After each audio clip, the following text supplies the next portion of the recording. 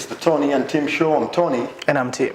Welcome to this segment, of course, of the show where we look back at the weekend that was. Big games were played. But of course, today we also had the news of the UEFA Champions League draw as well as the Europa League draw. What sense do you make of it? I think the standout fixture, Tony, in the Champions League is Real Madrid taking on Man City. Huge there. And then Chelsea going away to Bayern. I think that will give us a replica of the final when Bayern lost in 2012. So there are standout fixtures all over the place. And I think it will be exciting, this Champions League. It will definitely be very interesting. We know that the Champions League is a trophy that Mr. Pep Guardiola looks at a lot. Yeah. He has the credentials definitely to win the trophy, but he has fallen short. Ever since he's left Barcelona, he hasn't been able to touch that prize. So it will be interesting going to that fixture against Real Madrid, another side that fancies the Champions League, especially with their current manager, Zinedine Zidane, won 3 of them in a row. Very interestingly. But Pep Guardiola took his Manchester City side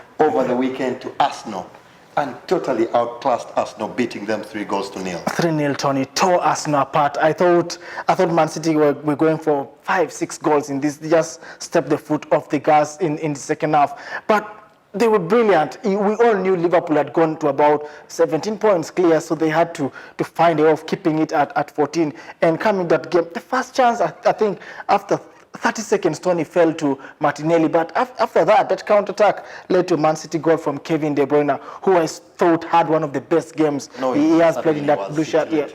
So after that, I think Arsenal could not cope up again. The next counter led to 2-0, and Arsenal looked poor all over the place, Tony. You know, it was interesting. This was a thoroughly poor performance from Arsenal. If you're manager Freddie Ljungberg and you're looking at these players, if you're an Arsenal fan and you're looking at these players, the manager that everyone was thinking was a problem has left, departed from the club, but still there look to be signs of poor performances each time these people come out. The team selection from Freddie Ljungberg, from the off, looked like a solid team on paper. But with the injury to Kolasinac, early injury to Kolasinac, and them having to bring on Bukayo Saka, that spells bigger problems for Arsenal. Yeah, it spells bigger problems. Tony, it shows you totally that Arsenal do not have depth. They lack depth in their team because Bukayo Saka is a forward-thinking player. I don't know what's going to do in the defense in that team. But you look at the entire team, Tony. We said, can Ljungberg play the same 11 to the team that beat West Ham, but he did the same to the good of the fans, because Unai Emery was blamed for tinkering around with the squad.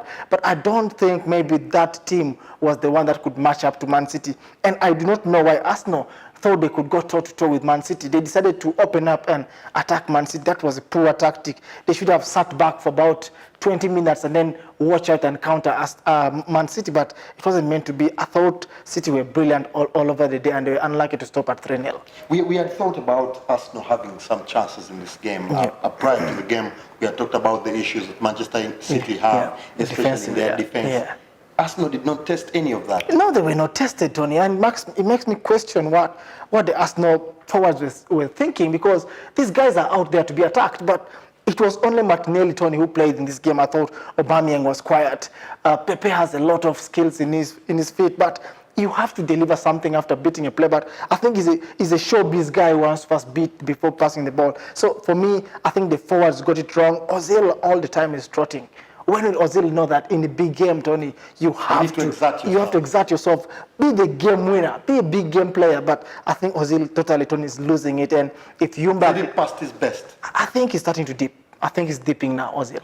Very poor performance from Arsenal players. It's very hard to single out even one that scored a 5 out of 10 in that particular game. Kudos to Ban Leno trying to keep that score. I wanted to say, Tony, Leno is still the best player. A bit respectable. Arsenal's player of the month for November. It's very unbelievable for a club of Arsenal's stature with the quality that they have in the squad. Arsenal, take nothing away from them. They still have quality players across the pitch. It's in the defense and in the midfield where they are starting to look shaky.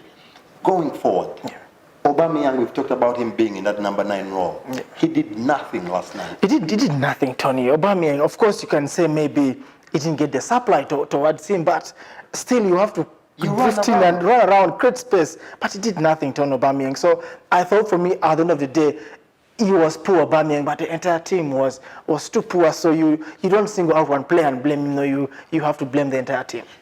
After that performance, where does the problem lie for Arsenal?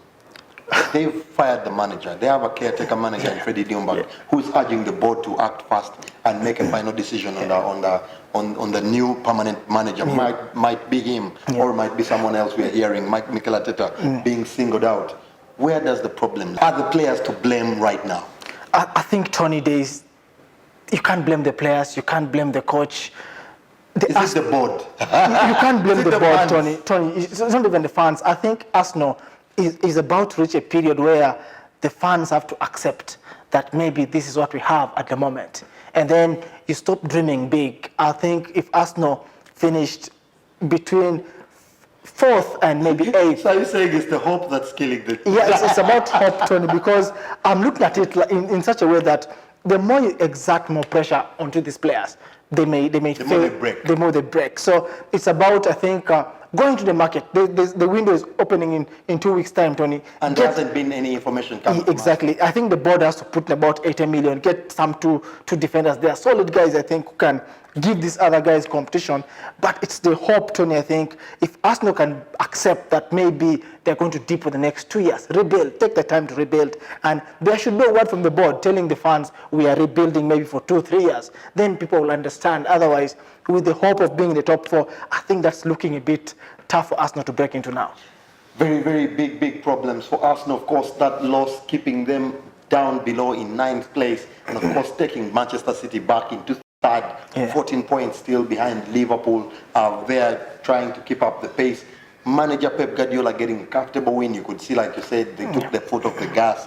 They definitely had one eye on the midweek quarterfinal in the League Cup where they face Oxford. Ooh, should be very should be a walkthrough. Easy opponents for them. Big performance from Pep and Kevin De Bruyne in particular, who I believe got a 10 out of 10 performance for that particular one. They had issues of their own though. When you look around the pitch, the defense still looks a bit unbalanced. And also the return of Benjamin Mendy. I don't think we have seen the best of him yet. He's still trying to get back from that long injury layoff.